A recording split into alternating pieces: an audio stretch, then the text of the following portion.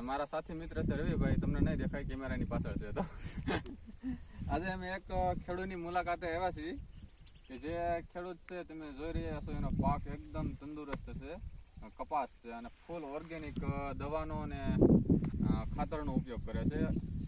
100% જે ઓર્ગેનિક દવા હોય એનો જ ઉપયોગ કરે છે. આપણે ખેડૂત સાથે વાત કરીએ. શું નામ છે તમારું? સંજયભાઈ જોરુભાઈ નાના પાળિયા ધોરિયા. સંજયભાઈ જોરુભાઈ ધોરિયા, નાના પાળિયાદના ગામના એક ખેતરમાં અમે છીએ.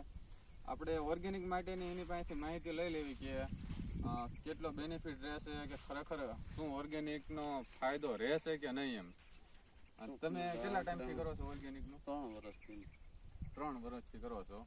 અને ઓર્ગેનિક દવાનો જે ઉપયોગ કરે છે, અમે મોસ્ટ ઓફ તમે કહો ને આ વર્ષની સિઝનમાં મોસ્ટ ઓફ ખેતરમાં એમાં આંટો માર્યો છે, બધે ફર્યા છીએ, પણ મોસ્ટ ઓફ કપા ખરાબ થઈ ગયેલા છે.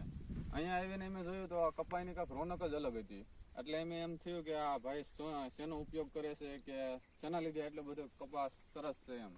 એકદમ લીલવણી છે, ઝીંડવા પણ તમે જોઈ શકો છો કે એકદમ ફૂલ છે, છોડમાં ઝીંડવા પૂરેપૂરા આવેલા છે અને કોઈ પણ પ્રકારની તકલીફ નથી. અને આની કમ્પેરમાં જો આપણે કોઈ ડીએપી કે યુરિયાનો જે ઉપયોગ કરે છે તેના વિશેનો આપણને ભાઈ કહે છે કે તે કઈ રીતના મતલબ પાકને નુકસાન કરે છે. આપણે યુરિયાનો કોઈ પણ ખેડૂત ઉપયોગ કરતા હોય તો આ જમીનને બળ જ કરે, જમીનને બળ કરે છે અને જમીનને મોટ ખરાબ કરે છે. એ તો ફાઇનલ જ છે ને. નાખે એમાં શું ફેર પડે? અળસિયા મરી જ જાય યુરિયા નાખવા. આનાથી અળસિયાનું ઘર બને NPK થી. આમાં અળસિયા બનતા જ છે ને? હા બરાબર. તમારે આમાં ગમીને ખોદવાનું છે, એ અળસિયું જ નીકળે સીધું. અને યુરિયા નાખ્યું એટલે તો જમીન એકદમ બળ હોય, એમાં કઈ અળસિયું રહે નહીં. ડીએપી માં એવું થતું છે કે નહીં? ડીએપી માં તો આપણે ક્યારે, હું તો પહેલેથી ને ડીએપી નથી વાપરતો. હાલે પહેલેથી વાપરતા નોખો કર્યો એટલા ટાઈમથી મેં ડીએપી વાપર્યું નથી. બરાબર. તો તમે આ નોખા થયા પછી સ્વતંત્ર થઈને ટ્રાય કરીએ છીએ કે નહીં? ઓર્ગેનિક આપણે ટ્રાય કરીએ. મારા ભાઈ ની દઈ છે ડીએપી યુરિયા જ વાપરે છે, હું ના જ પડું, એ વપરાય જ નહીં. હા આપણે એમે જોયો છે, એની બાજુમાં જેના ભાઈની વાડી છે એનો કપા જોયો, અહીંયાથી ઝૂમ નહીં થાય પણ એ એકદમ કપા સુકાઈ ગયો છે, સુકાઈ અવસ્થામાં છે.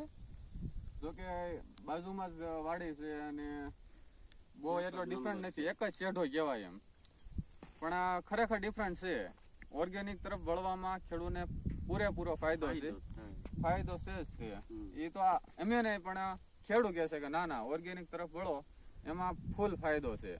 એમાં તે યુરિયાની તમને વાત કરું તો એવા ઘણા અમને ખેડૂત મળ્યા કે ખરેખર યુરિયા ખાતર છે એ પાકને ખરાબ કરે જ છે એમ, જમીનને ખરાબ કરે છે. હા, એકાદ વર્ષ તમને રિઝલ્ટ મળે પણ હળવે પછી ધીમે ધીમે રિઝલ્ટ, કોઈ પણ ઓર્ગેનિક માં ધીમે ધીમે રિઝલ્ટ. હા, અને ઓર્ગેનિક લેવું હોય તો રિઝલ્ટ ન આવે. ઓર્ગેનિક ને એવું છે કે તમે ડાયરેક્ટ આ વર્ષે ચાલુ કર્યો તો આ વર્ષે તમને 100% રિઝલ્ટ ન મળે, પણ હા 2-3 વર્ષ તમે એનો ઉપયોગ કર્યો તો પછી તમારે એનું રિઝલ્ટ પરફેક્ટ મળે. અને પછી એનો જે તમે કાંઈ ઓર્ગેનિક ખાતરનો ઉપયોગ કરો છો, આ વર્ષે તમે 1 કિલો જે ખાતર આપતા હોય એની જગ્યાએ આવતા વર્ષે તમારે 700 ગ્રામનો એનો ઉપયોગ કરો તો એવું તમને રિઝલ્ટ મળે ખરું.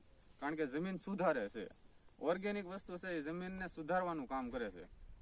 તમે ઓર્ગેનિકમાં હવે ભવિષ્યમાં મતલબ ક્યારે આપણે જૈવિક વસ્તુ હું કરીશ, જૈવિકમાં ક્યારે જવાનો પ્લાન છે જ નહીં, ઓર્ગેનિકમાં જ રહેવાનું? ઓર્ગેનિકમાં કેવું કામ તમને? ઓર્ગેનિક આપણને ગમ્યું એટલે આપણે ઓર્ગેનિક કરવાનું.